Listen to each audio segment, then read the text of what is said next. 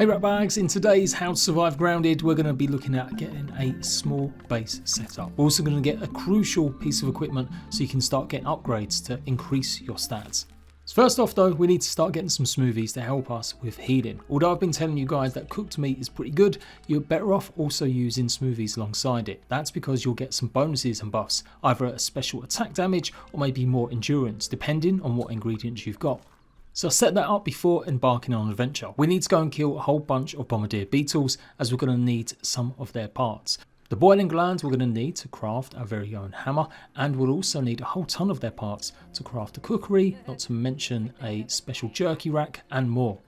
Also worth mentioning, as you go around the yard, do make sure you go and investigate things like the cans and any field stations. You need to trigger as many locations as possible, as it helps directly with a mutation, Natural Explorer. Natural Explorer will help you speed around the map at a super quick speed.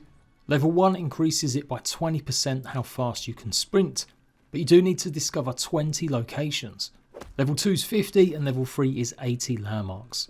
So yeah, if you can see it and it's not looking too dangerous, go up to it and see if you can trigger the location.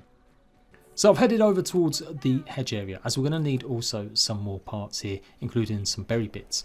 Now you want to try and drag these away, as there can sometimes be 3 of these guys instead of just 2, and they are formidable, especially when you've got low level armor and weapons. Best tactics are to lure them between the grass, and you can use the grass blades to actually protect yourself against the acid that it will fire. If you use an axe to kill them, you'll do 50% more damage compared to any other weapon. And not relevant right now as we haven't got any, but they are also weak against elemental damage of mint. The worst thing you can use is anything that's got busting damage or any kind of club, so don't be using an ant club. The acid ball that they fire initially doesn't do that much damage even if you get hit. It's standing in it that will do even more. So if you do manage to get hit, quickly jump and get out of the way. Now you can try blocking with a shield, but you have to be careful as it can also sometimes stun you, and that will leave you open to being taken down over time standing in the acid. Now although I said that axes are the best weapons, actually spears are still pretty OP even after recent nerfs after 1.0. Throwing your spear will always do more damage to pretty much every creature. So you need plenty of space to get out of the way of the acid, or find something to block the actual path of it, either a rock or lots of grass blades. From that kind of trouble to something more deadly, the larvae nest, which is situated right in the corner, pretty much near to the fence and in between the bush, is an absolute deadly place if you come here during the evening time or close to it. This is where a lot of the larvae that travel all around the yard will come to sleep. You can find up to maybe 10 or 12 of these guys littered around this area at various points.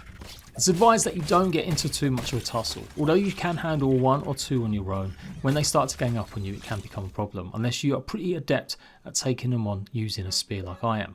What I'm after though is this recon journal. This is going to give us the compliance badge, and this is going to give us extra healing when we parry, but it does also mean you're more weak against attacks from creatures too.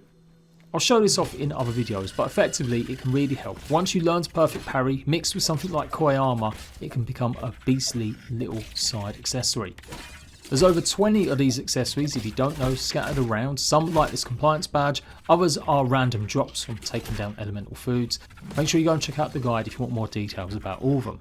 Another reason to go ahead and kill a bunch of these though, if you're feeling pretty confident with combat, is because you'll need a lot of the spikes to go ahead and make upgrades for eventually. Although it's something that you'll naturally come across loads of, as there's even more of these when you adventure into the upper yard variant, which is even tougher to defeat. So I would never go out of my way to farm any of the larvae, but it's definitely something that you'll come across loads of resources as you progress. So just between the deck and the bush, you'll find the cable going up to the plug socket. You can actually jump onto the lip of this, and this will be able to get you up to a scab as well as a milk molar. That jump can be hard to do, so make sure you bring a tuff with you to cushion your fall. At the top you'll find the Cyberstrike scab, pretty sure it's in homage to Cyberpunk. And then if you jump off the edge using your tuft, you'll be able to go and get the milk molar if you've managed to get a tier 2 hammer. But of course that's what this video is showing you later on, so we will be back here to get that in another video. There's a couple of plug sockets like this as well that you can actually die from if you go too close to it, so don't ever try jumping close to the holes or the plug wall. Here's the location on the map. So you've got the hedge, and this will lead to the hedge laboratories. I recommend don't do it all in one go. Actually grab some berries if you can, shoot them with arrows or even throw rocks up to any that you see hanging, and then go ahead and use your tier 1 axe to break them open. You don't need any kind of special one. You need at least either 12 chunks, because we're going to be converting that to berry leather, or 4 chunks and using a drying rack to make them into berry leather. If you use the drying rack, it basically reduces the cost for a 1-for-1 ratio, but you can go ahead and convert 3 pieces of berry into 1 berry leather at any crafting station. Make sure you trigger the hedge ascent though and go up to the field station at least, grab any of the granola bars, and you might even be able to scan some of the resources that you just got, as well as some more story. Like I said, you could keep venturing deeper into the hedge and start climbing up the branches, but I think it's worth going back because we want to have some of the ingredients we're going to need to get the tier 2 axe. That's because completing the hedge in the right way means that you won't have to go and get any more resources. You'll have enough to craft the tier 2 axe yourself after just one journey through the hedge. On the way home, I stopped by the paint tin. This has got a scab on it as well. This is the Laser Corps scab. Here it is on the map. I also took out one more Bombardier beetle that is pretty close to that paint tin. And by setting up your drying rack before you sleep and putting at least a few pieces of the leather there, you should wake up to bug leather ready to go. So of course it is the next day now, and you can see I've got nearly enough for the insect hammer. We just need some more of the berry leather. So while I was waiting for the next lot to cure, I decided to start making a proper little base, as we are going to start angering some of the creatures and we may face a raid. Now remember, this is an option you can turn off in custom game mode if you don't like it, but it's definitely advisable to build some sort of outpost at least off the floor. You guys have always given me a bit of stick because I don't like building on the baseball, so I've decided to build on here just to show you it is absolutely viable. And don't forget, you can go ahead and move your items. You don't have to dismantle them, but it's a new feature that you get 100% back of your resources, and I wanted to have a little bit of a change and make sure that all my items and my loot was put away nicely first. So coming towards the end of the day, I built my outpost and I made my hammer. I'd used the stink bug parts that I managed to cheese from an earlier episode, and of course the boiling gland from the Bombardier beetle and all of that berry leather. Now with tier 2 hammer, it was time to go and get some quick and easy upgrades. The milk molars are your best bet for increasing your stats. Not to mention of course though, going to some of these places and picking up the tier 2 upgrade materials that I'd also spoken about in previous videos. So return to the mite cave where you initially turn off the cables or stop them from chewing through, as well as the red anthill to pick up another milk molar, and if you drop down the hole where you find the chamber with some of the bee armor, you should be able to go and get some more quartzite. It's worth doing this before starting any dungeons because then it makes life easier. You won't have to return so much to some of them dungeons, as you'll have enough of the tools to go ahead and break open some of these tier 2 rocks and upgrades that you'll come across. Head to an ASL machine and you can start spending your molar points.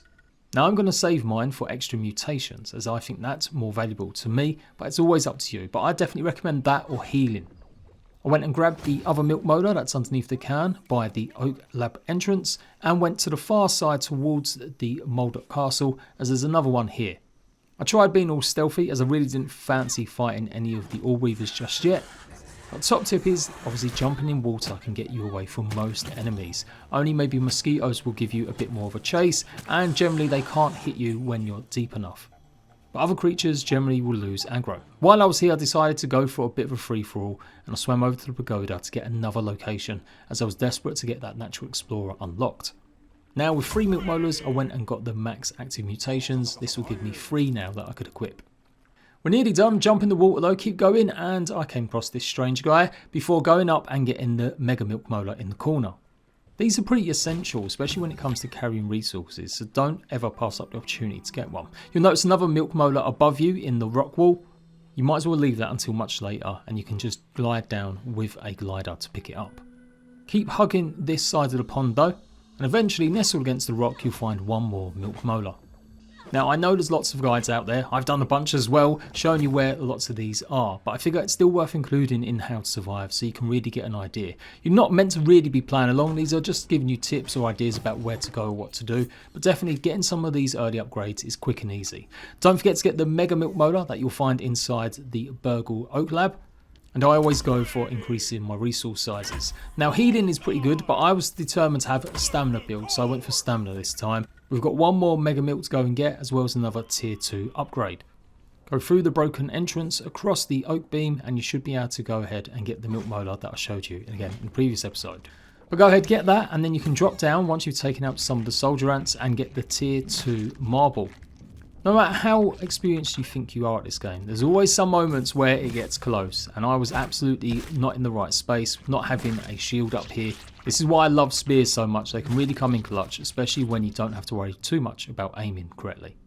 Grabbing the tier 2 sturdy marble, we can now leave, and that is the old anthill completely done. You'll pretty much never have to return in there again, as generally they don't actually have any ant eggs that'll ever spawn. To finish off, I went over to the mint box, which you can get into with, I do believe, a tier 1 hammer, but you can't break open any of the mints, so go ahead and stock up on these. You might as well go ahead and eat 10 of them straight away, as this will unlock the max mutation level for fresh defense. This will help you fight in bombardier beetles in the future and any creatures that spit acid like the termites. It should pop up once you've munched through 10 of them, and that will be the max level. You don't have to eat all 10 there and then. I think it gives level 1 at 1, level 2 at 5 and level 3 at 10, but I think it's worth it. And there you go, we've got a bunch of great little upgrades to get us started before taking on the hedge. We've got a tier 2 hammer, and I'm going to show you guys a quick and easy way to get the tier 2 axe in the next video. Hope that's been helpful. Go and check out the rest of my how to survive guides, and I'll see you right back later.